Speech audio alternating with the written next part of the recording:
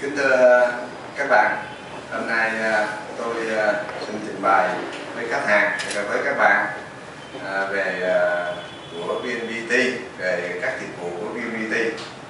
Để khách hàng biết về các dịch vụ của VNPT như Fiber VNN, MegaOne, Metronet và điện thoại cố định. Hiện nay VNPT đang khuyến khích khách hàng sử dụng các dịch vụ đó và mong muốn khách hàng luôn sử dụng các dịch vụ VNPT như là cuộc sống đích thực. Vì vậy, VNPT luôn đảm bảo với khách hàng là chất lượng của VNPT là tốt nhất và cung cấp cho khách hàng nhanh nhất và sửa chữa nhanh nhất. VNPT luôn tri ân những khách hàng luôn trung thành với VNPT và luôn gắn bó với VNPT. Xin cảm ơn các bạn.